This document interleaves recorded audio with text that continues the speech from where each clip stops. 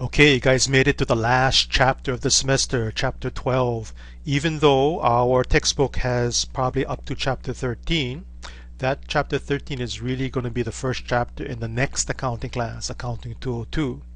So the topic of our chapter 12 here is the cash flow or statement of cash flow. So if you remember way back at the beginning of the semester, we learned about 4 different financial statements. The first one we had was the company's income statement showing the revenue and expenses with a bottom line of a net income or net loss. Then we had the statement of retained earnings, keeping in mind that the net income will flow, increasing the retained earnings. Also, if you pay out earnings to the shareholders, that's going to decrease. Remember, dividends decrease retained earnings. And then after the retained earnings statement, we prepare the company's balance sheet, the assets equal to liabilities plus equity. And one of the equity accounts is the retained earnings. But the fourth financial statement, and probably the most difficult to prepare, is the cash flow statement or the statement of cash flow. And most of us would think that cash is something easy to work with because all of us deal with cash. We can see cash flowing in and cash flowing out. But the way we report cash flow on the cash flow statement is not really just looking at cash, but looking at all the other accounts of the business and seeing the changes to those accounts and its effect on our cash for the year. Here it says, what's the purpose of the cash flow statement? Well, here's our cash, remember, T accounts, asset cash, increase with debits. So all the different ways of cash coming in. And here, where are you spending cash? Crediting cash. All the cash going out. So when you debit cash, what are you crediting at the same time? Or when you're crediting cash, reducing cash, what are you debiting at the same time?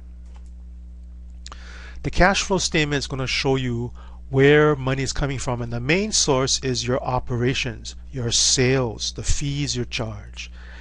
And here is, do you have enough cash to pay off any debts you owe, loans you have to pay back? Otherwise, maybe you have to borrow some more money. Or do you have extra money to pay out dividends to the shareholders? Or here, do you need to borrow something? Or do you have enough to repay a loan? Cash doesn't just mean the currency and coins you have, or even the money you have in your checking account. It's also any liquid investments that you can sell relatively soon and convert it into cash really quickly. And if you remember way back in chapter 102, when we did talk about cash flow, it did mention there's going to be 3 different sections, 3 different activities that can cause money to go in and out. The main one is going to be through your operations, your buying and selling of merchandise, or the selling of your services. Investing means that our company is investing in big assets like a building or equipment. Most times its investing activities will cost money. Cash will flow out of your company. But if you sell those investments, money will come in. Financing is how you finance your company, funding your company. And that would be through shareholders buying your stock, issuing stock, or issuing bonds to for long-term liabilities like we saw a couple of chapters ago. Okay, so all 3 items here are sections of your cash flow statement. And probably the most difficult to work with is this operating activities section. So in the case of operating activities, here's money coming in. Basically, these items are, that's not really a good arrow here, are revenue, not earned but collected. Remember, we recorded revenue when it was earned, but in the terms of cash flow, we're looking at the collection of the revenue, which is different than the revenue that was earned. Maybe you earn revenue now, but it will be collected next year, so you cannot count that money as cash flowing in for the current year. Or maybe you earned revenue last year but didn't collect it yet. But now this year you had collected it. Okay, so no matter when you earned it, we're looking at here in the operating section, collecting revenue. And here is the money going out. So basically these are expenses. But we had recorded expenses when the cost was used up and not necessarily when the cost was paid. Okay, so what we're looking at here in the cash flow statement is when the expenses are paid. So if you remember, we had to make adjusting entries at the end of the year, some of them to accrue expenses that you haven't paid yet and it will be paid next year. Well, those have to be backed out on the cash flow statement because you haven't paid them yet. Or maybe you accrued expenses last year and had paid them off at the beginning of this year. So those have to be subtracted out for this year because the cash went out this year, not last year. Here's the second part of the cash flow statement called investing activities. Investing activities. Keep in mind, our company is investing in assets, like here buying a truck or buying a building, or here buying investments in other companies, like buying a stock of a subsidiary, or lending money by buying debts like bonds of another company. So this is money going out. So if you sell this truck, that's money flowing into your business. Or here you sell those investments you bought over here, money flowing in. Or you collect on the loan you had lent out, that's money flowing in. Again, it's our company investing in these assets, money going out, and then selling them or collecting on it for money to come in. The third activity is financing. Again, how we're financing our company. And the main way is to sell stock, issue stock in our company, or borrow money by issuing bonds, or here also borrowing money using other types of loans. Okay, so that's money coming in from investors. And then you have to pay out dividends to the shareholders, or pay shareholders when you buy treasury stock, or here repay the loans. Now our company is a corporation, so when you pay out to shareholders, you're paying out dividends. But if your company were a sole proprietorship or partnership, when you pay profits out to the owners, that's called withdrawals. Pretty much treated the same as dividends on the cash flow statement. There are certain transactions that happen during the year that does not involve cash, so it would not show up in any of those three sections we've talked about: operating, investing, or financing. In that case, we still have to disclose to the readers of the financial statement what had happened. So here's examples of that kind of situation. Let's say that you had it says retired debt. That means you're going to reduce the liability you owe, but in its place you're not paying out cash, you're giving them stock, issuing equity. Okay, so credit stock and debit the liability. No cash involved. Likewise with these other examples here. So here's an example of the format of a cash flow statement. So here's the three sections: operating activities, investing activities, and financing activities. And each of the three sections, you're going to show money coming in and going out. Okay, in and out, inflows and outflows. And you would take a subtotal of the three, and then when you combine them, here is the change to your cash for the year. Okay, so let's say that we're looking at the cash T account here. We know cash is an asset. Assets increase with debits, and assets decrease with credits.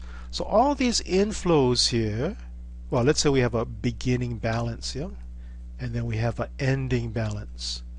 So during the year, inflows would increase, debiting our cash, and outflows would be crediting, reducing our cash.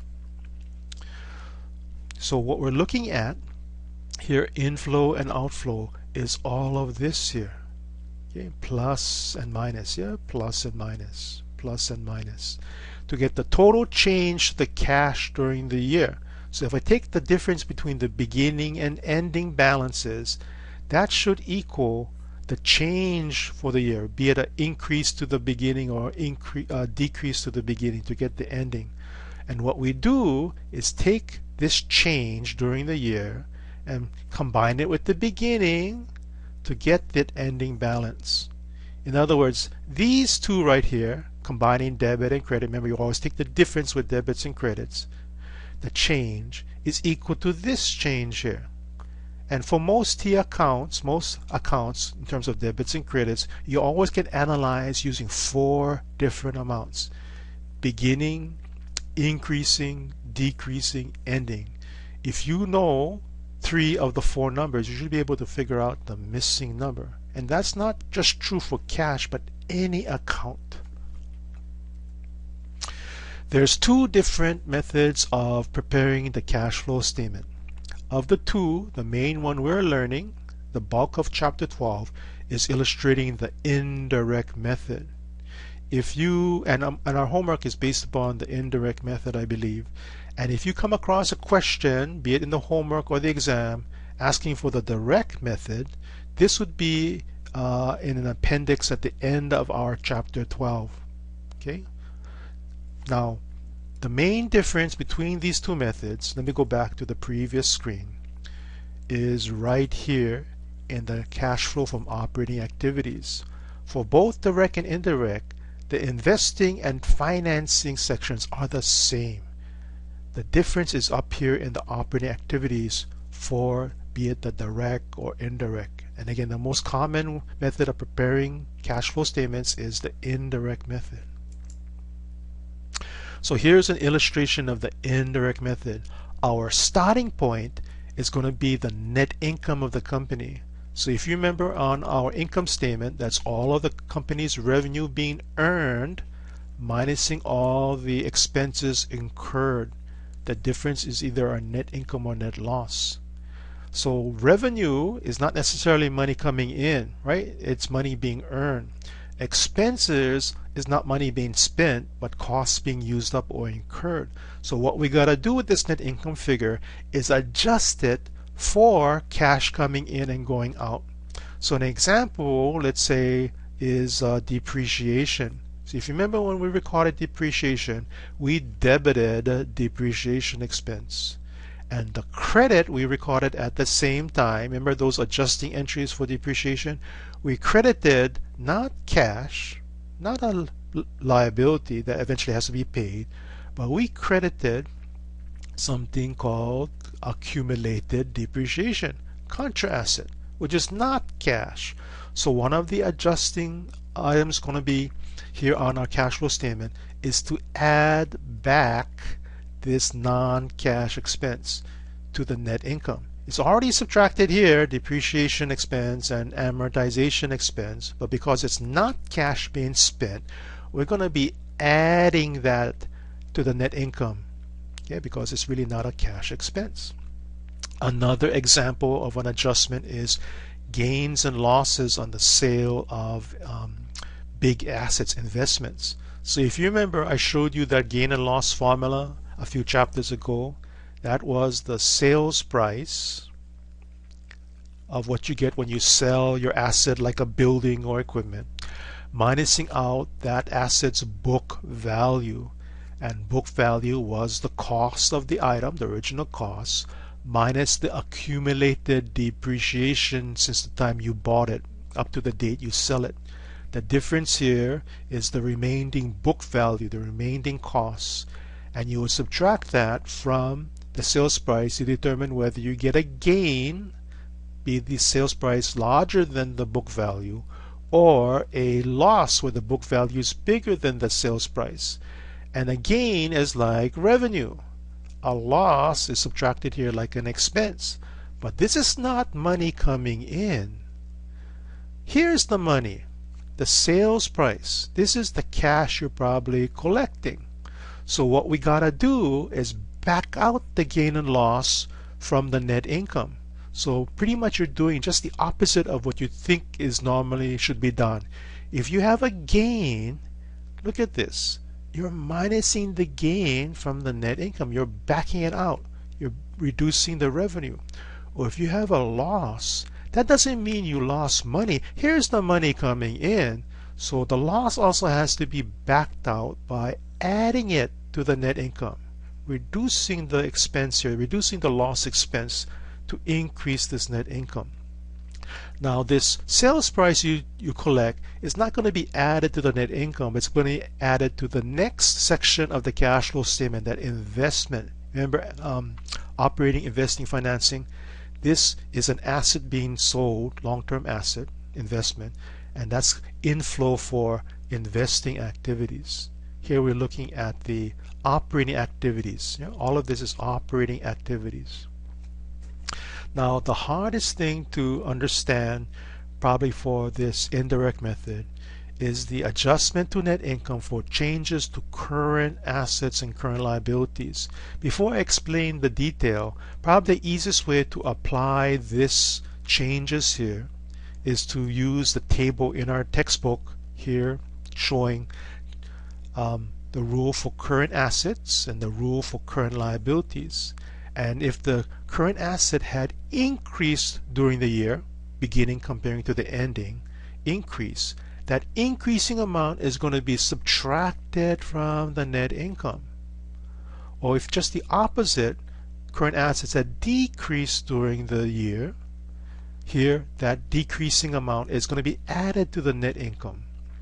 In the case of current liabilities, liabilities that have to be paid off relatively soon, just the opposite would be true. If the current liabilities had increased during the year, beginning comparing to the ending balance, that increasing amount is added to the net income. And if just the opposite, liabilities went down, current liabilities went down, that amount is subtracted from the net income. So let me illustrate here on a blank screen why that table rules apply to current assets and current liabilities. So let's say right here in the middle is our cash asset. Assets increase with debits and decrease with credits. And here let me give an example of current assets. Okay, besides cash we have here. So examples of current assets would be, let's say, that merchandise inventory, accounts receivable, and let's say prepaid expenses like insurance or prepaid rent. And because it's an asset, increase with debits and decrease with credits.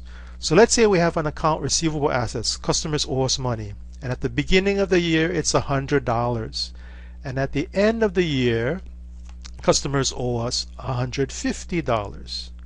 Okay, so it's an increase of $50.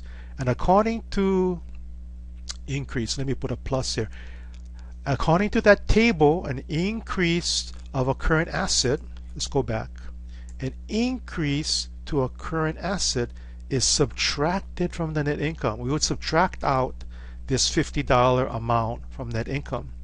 So let me give you some more facts to this change of $50. So let's say during the year we sold on accounts receivable, $300 worth of sales to a customer.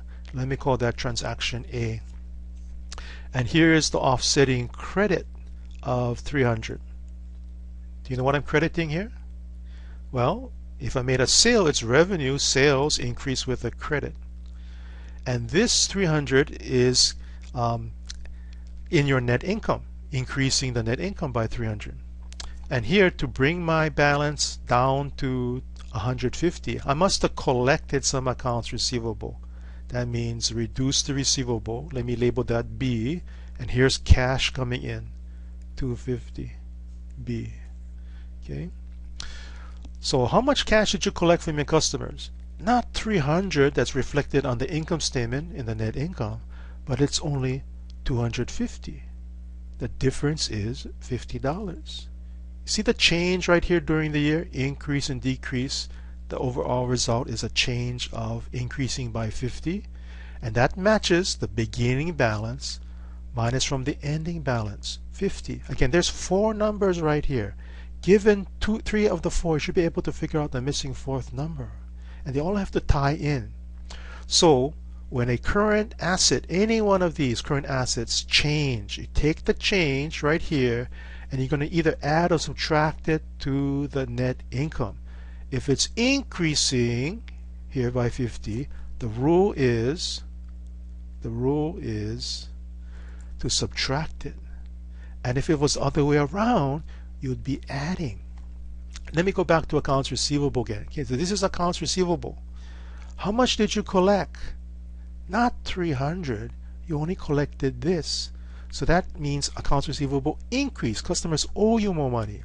Now if I flipped it, if the 100 was down here and the 150 was up here, this would flip also. That means you collected more and the receivable balance went down. And the difference would be added to the cash flow. You collected more than what you had sold. Okay, so that's an example of current asset. So let's try the other side here. Current liability. An example would be accounts payable, and liability increase with credits, decrease with debits. So let's use the same numbers. You owe $100 at the beginning of the year and $150 at the end. So it had increased by 50 during the year. And let's say that you had bought some expenses, whatever expenses are, accrued them. Expenses recorded with debits. Transaction C, 300. Debit, and here is the offsetting credit. And you paid off your liabilities, but not all 300.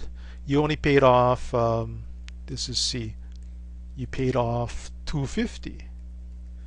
Crediting cash and reducing the liability here. Notice the change here, increase, decrease, matches the change in the balance, yeah, by 50. Now this expense is being subtracted to get your net income, but you didn't pay all of this. You didn't pay all of this. You paid only this. Your liabilities increase because you did not pay $50, this $50. You saved $50. I shouldn't say save, but you didn't spend this 50. So the rule is when current liabilities increase, you add that increase to the net income to determine your cash flow. You didn't spend that $50. But if your liabilities go down, decrease, that means you did spend more money than your expenses. So you subtract out that difference. Okay, so I know it's confusing, this rule here showing you debits and credits, and it's all summarized here. You determine whether the account is a current asset or current liability. You take the difference between the beginning and ending balances to determine whether it went up or down. And that difference is either going to be added to the net income or subtracted. Notice the rules are just the opposite for current assets and current liabilities. Kind of makes sense, right? They're opposite type accounts. And here, opposite increase or decrease. So let's look at an example of the indirect method and just the operating section here. So we're given the very first number we'll have in the indirect method. Your starting point is the company's net income for the year.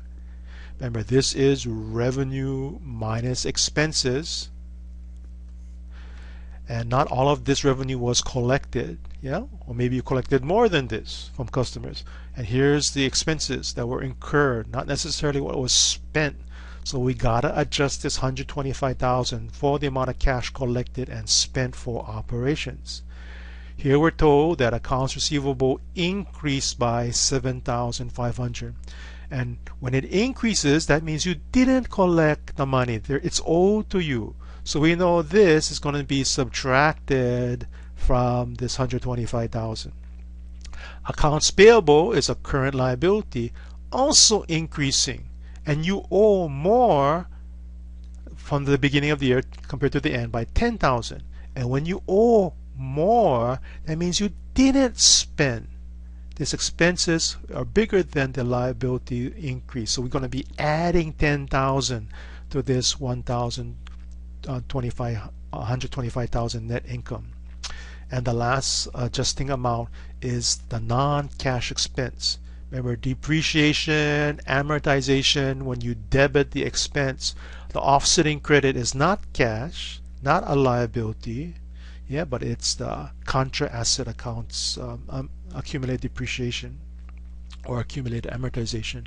So what we do with this expense is to add it back into the net income. So here's how your cash flow statement starts off. 125,000. That's always your starting point for the indirect method.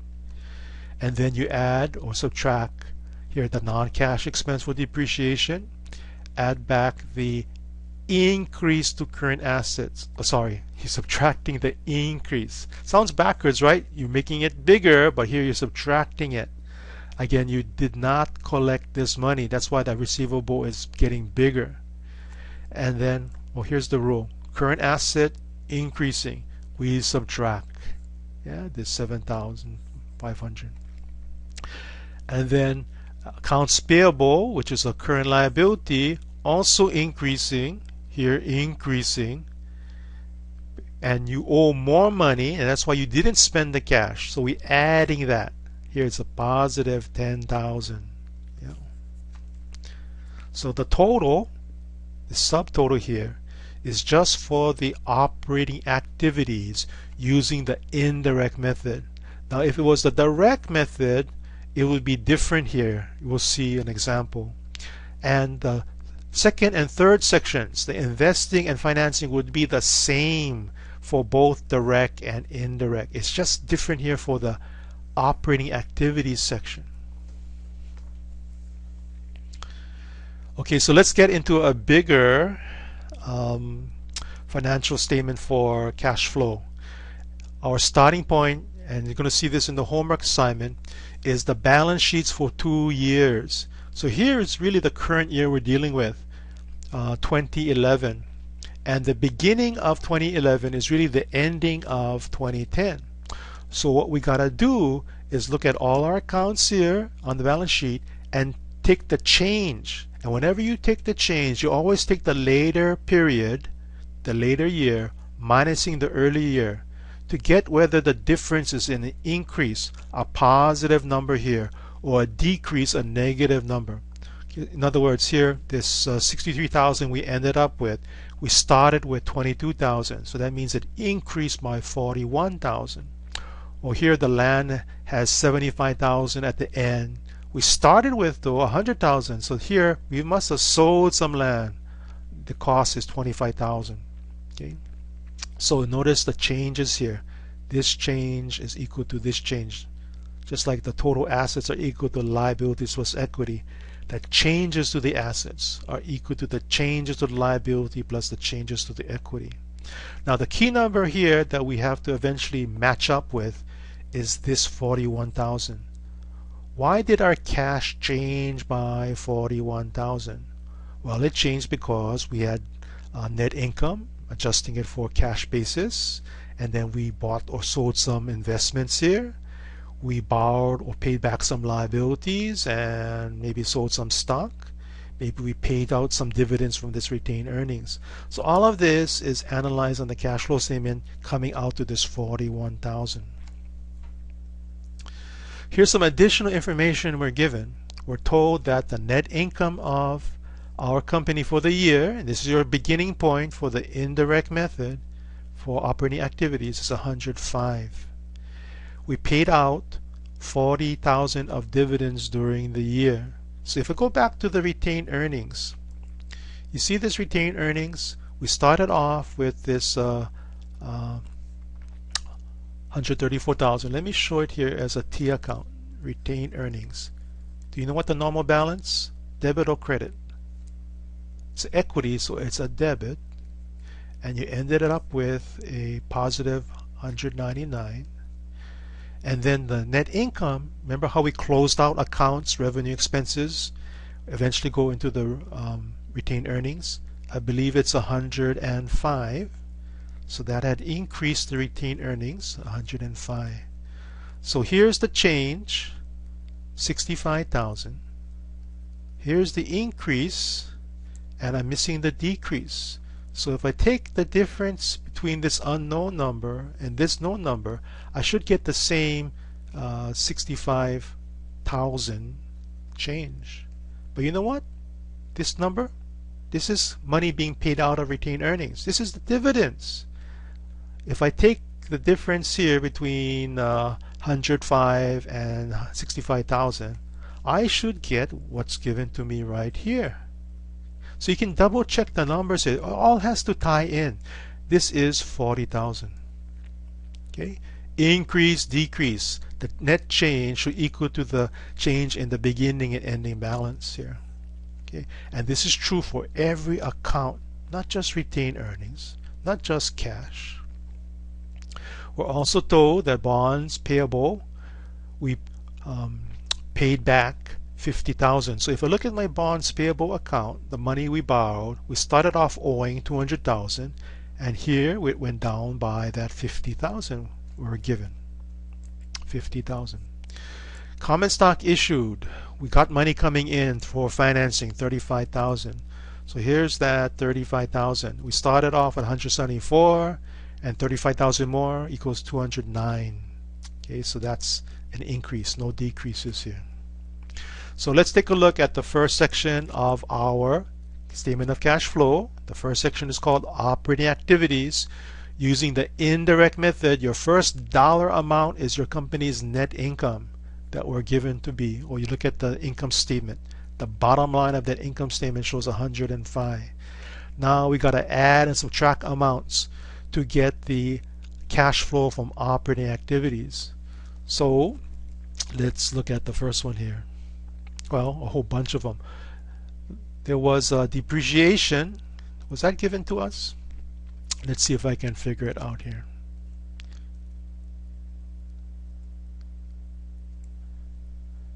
Equipment. Here is the accumulated depreciation at the beginning of the year. Here is the accumulated depreciation at the end. And the reason why it increased is because of the depreciation expense being recorded for the year. We would debit depreciation expense and here credit the accumulated depreciation. So that's why accumulated depreciation increased by 34. But this is a non-cash expense.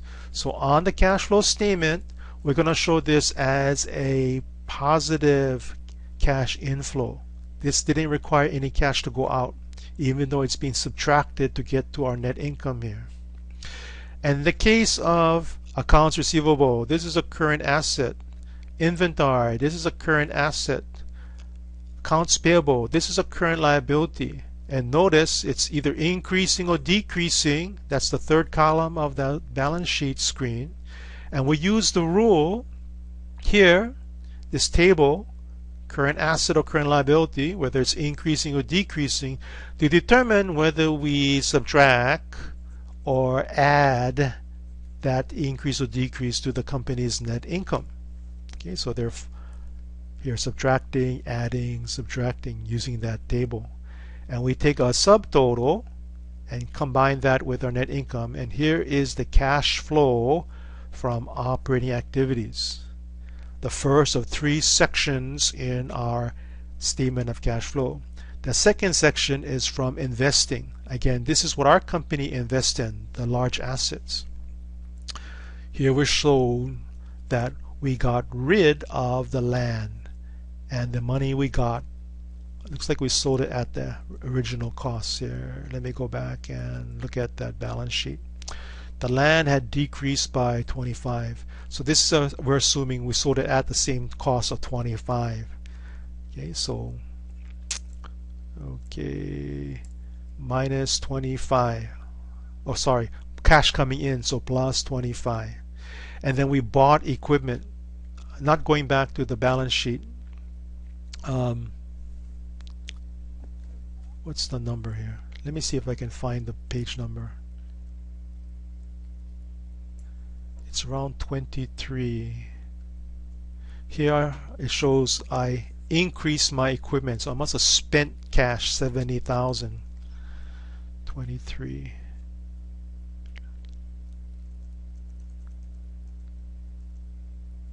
Here spending 70,000. So this is just the investment portion of our company. We spent more than what we received on the sale of the land by 45,000. So cash goes out. Okay, the third section of the financing activities. Again, selling stock, issuing bonds, or paying it off. Here we sold stock.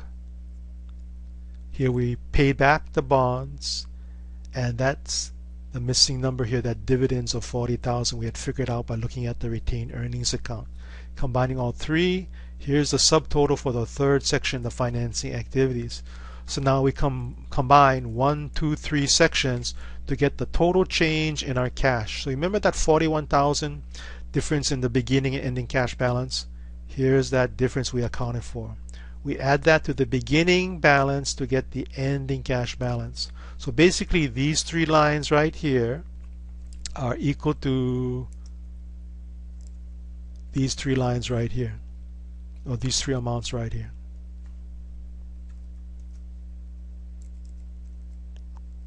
Okay, so that's the cash flow statement using the indirect method. So let's take a look at an example of the direct method. So here's basically what you're doing. You're looking at cash. Again, debits are increasing, credits are decreasing. Here's what we start off with, here's what we end up with, and here's all the money coming in into different categories, and here's all the money going out into different categories. So the main money coming in is from customers. This is for operating activities from customers, and money going out for operating activities is buying merchandise, paying your employees, paying off interest on your loans, and paying government taxes. These are operating activities of just underlying. Okay, money coming in and these money going out. This sale of the land is a investing activity. Let me circle that. This paying of equipment is investing activity.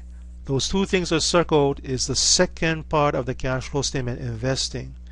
And then here's money coming in for, let me check it off, for issuing stock and paying back the bonds and paying shareholder dividends. The items that checked off are financing. So now if you put all of this together on the cash flow statement, here's the things I had underlined. Here's the things that I had circled. Here's the things that I had checked off. Now the difference between the direct and indirect method is right here. Okay, remember how we started off with the company's net income under the indirect method and had increases and decreases? You should still come out with the same number, be it direct or indirect method. Again, the indirect method is the more common way, the bulk of our chapter 12. This direct method is discussed at the end in our appendix, I believe appendix B for chapter 12. Okay, so that's pretty much it for our lecture. Make sure you work on the Learn Smart assignment and homework questions, and you study hard, finish strong for our last exam.